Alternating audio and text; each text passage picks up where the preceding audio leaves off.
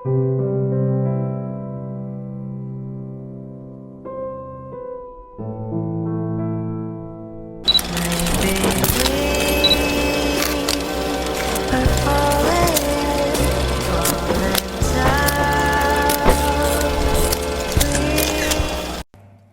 Everyone, എന്തൊക്കെയുണ്ട് വിശേഷം? കുറച്ച് മാസങ്ങൾക്ക് ശേഷമാണ് കേട്ടോ ഇങ്ങനൊരു വീഡിയോ പോസ്റ്റ് ആക്കുന്നത്. കുറച്ച് കാലമായിട്ട് കുറച്ചധികം ബിസി ലൈഫായിരുന്നു. അതിൻ്റെ കൂടെ മടി കൂടി വന്നപ്പോൾ വീഡിയോ എഡിറ്റ് ആക്കാനോ അപ്ലോഡ് ആക്കാനോ ഒരു മൂഡും ഇല്ലായിരുന്നു. സോ നൗ ഐ ഡിസൈഡഡ് ഇനി കുറച്ച് വീഡിയോ ഒക്കെ എഡിറ്റാക്കിയും പോസ്റ്റാക്കിയും ഒക്കെ ചെയ്ത് തുടങ്ങാം. അപ്പോൾ അതിൻ്റെ ഭാഗമായിട്ട് ഞാനിന്ന് കുറച്ചധികം എക്സൈറ്റഡ് ആണ്. വേറൊന്നുമല്ല, നിങ്ങൾ തംബ്നെയിൽ കണ്ടതുപോലെ നമ്മൾ നാട് വിടുകയാണ്. അതിൻ്റെ ഭാഗമായിട്ട് എൻ്റെ ബാക്ക്ഗ്രൗണ്ട് നോക്കിയാൽ നിങ്ങൾക്ക് കാണാൻ പറ്റും, കുറച്ചധികം മെസ്സി ആയി കിടക്കുകയാണ്. ഈ കാണുന്ന സാധനങ്ങളൊക്കെ നമുക്ക് പാക്ക് ചെയ്യാനുള്ളതാട്ടോ. ഇത് മാത്രമല്ല, വേറെയും ഉണ്ട്. അങ്ങനെ സക്സസ്ഫുള്ളി നമ്മുടെ ഒരു പെട്ടി പാക്ക് ചെയ്ത് കഴിഞ്ഞു. ഇനി ഒരു പെട്ടിയും കൂടി പാക്ക് ചെയ്യാനുണ്ട്. എനിക്കും ആദ്യം ടോട്ടൽ 60 kg ആയിരുന്നു ലഗേജ്. ആൻഡ് നമുക്ക് 10 kg നമുക്ക് ഹാൻഡ് ലഗേജും വരുന്നുണ്ടായിരുന്നു. ആൻഡ് ഇനി നമുക്ക് ബാക്കി നല്ല ഫുഡൊക്കെ കഴിച്ചിട്ട് ഇനി പാക്ക് ചെയ്യാം. അപ്പോൾ ഇന്നത്തെ സ്പെഷ്യൽ ഫുഡ് ഉമ്മൻ്റെ ഫിഷ് ബിരിയാണി ഉണ്ടായിരുന്നു. പിന്നെ ചിക്കൻ ബിരിയാണി നമ്മൾ ഓർഡർ ചെയ്തിട്ടുണ്ടായിരുന്നു. കാരണം എൻ്റെ ഫാമിലിയിൽ നിന്ന് കുറച്ച് ആൾക്കാരൊക്കെ എൻ്റെ റിലേറ്റീവ്സൊക്കെ വരുന്നുണ്ടായിരുന്നു കേട്ടോ. അപ്പോൾ ഉപ്പൻ്റെ അനിയൻ്റെ ഭാര്യമാരും അനിയന്മാരും ഒക്കെ വന്നിട്ടുണ്ടായിരുന്നു. അപ്പോൾ ഈ കാണുന്ന സാധനങ്ങളൊക്കെ നമുക്ക് അടുത്ത പെട്ടിക്ക് പാക്ക് ചെയ്യാനുള്ളതാണ് കേട്ടോ.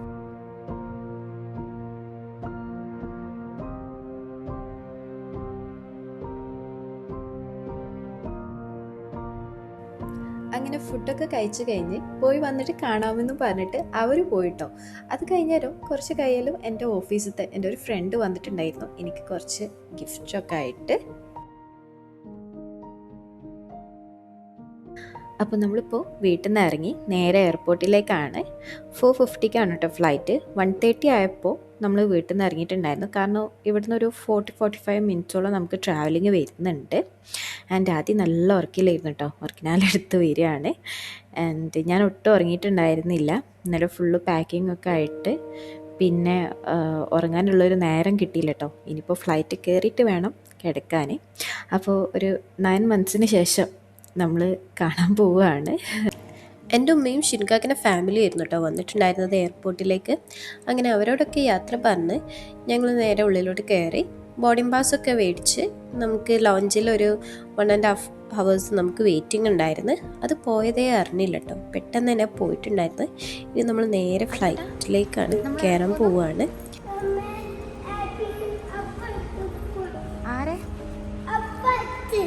അപ്പടുത്ത് പോവാ.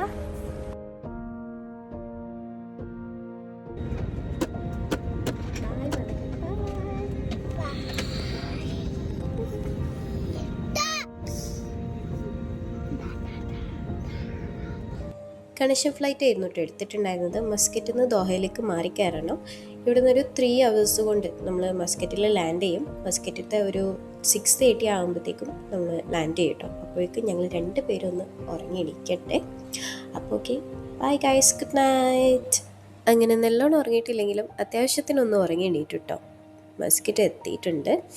അപ്പോൾ ഇനിയിപ്പോൾ ഇവിടുന്ന് നമുക്കൊരു 1 hour കൂടി വെയിറ്റിംഗ് വരുന്നുണ്ട്.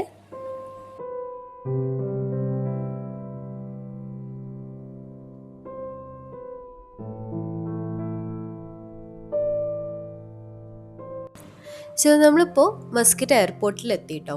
അപ്പോൾ ആദ്യം ഫ്ലൈറ്റിൽ നിന്ന് ഫുഡൊന്നും കഴിച്ചിട്ടുണ്ടായിരുന്നില്ല. അപ്പോൾ നമുക്കിപ്പോൾ ഏതായാലും ഇവിടെ 1 hour വെയിറ്റിംഗ് വരുന്നുണ്ട്. അപ്പോൾ നമ്മളിവിടെ ഡ്യൂട്ടി ഫ്രീൻ്റെ സൈഡിൽ ഇരുന്നിട്ട് ഫുഡൊക്കെ കഴിക്കാൻ കേട്ടോ. ആൻഡ് അതുമല്ല, നമ്മുടെ ഗേറ്റ് നമ്പർ ഏതാണെന്നുള്ളത് ബോർഡിംഗ് പാസിൽ അപ്ഡേറ്റഡ് അല്ല. അപ്പോൾ ഈ ഒരു സ്ക്രീനിലാണ് നമ്മുടെ ഗേറ്റ് നമ്പറൊക്കെ അപ്ഡേറ്റഡ് ആവുക. അത് കിട്ടിയിട്ട് വേണം നമുക്ക് നമ്മുടെ ലോഞ്ചിലേക്ക് പോയിരിക്കാനായിട്ട്. അപ്പോൾ സോയാ നമുക്ക് ഇവിടെ വെയിറ്റ് ചെയ്യാം. അങ്ങനെ നമ്മൾ ഫുഡൊക്കെ കഴിച്ച് കഴിഞ്ഞ് നമ്മുടെ ഗേറ്റ് നമ്പറും കിട്ടിട്ടോ. ഇനിയിപ്പോൾ നേരെ ലോഞ്ചിൽ പോയി ഇരിക്കണം. അവിടെ നമുക്ക് അധിക നേരം വെയിറ്റ് ചെയ്യേണ്ടി വരില്ല, കാരണം ഇപ്പോൾ ഏകദേശം ടൈം ആയിട്ടുണ്ട് ഫ്ലൈറ്റിൻ്റെ. ഇനി ഇവിടുന്ന് ദോഹയിലേക്ക് നമുക്കൊരു 2 hours കൂടിയാണ് കേട്ടോ വരുന്നത്.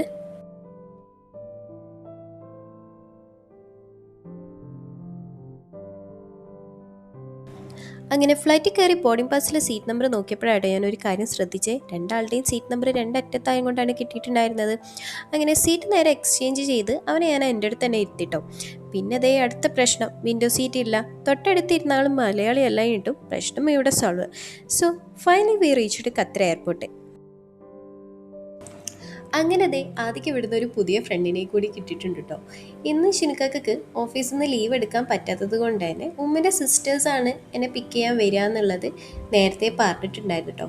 അങ്ങനെ ലഗേജൊക്കെ കിട്ടി ഞങ്ങൾ നേരെ എയർപോർട്ടിൽ നിന്ന് ഇറങ്ങി. ഇനിയിപ്പോൾ നേരെ റൂമിലേക്കാണ് കേട്ടോ.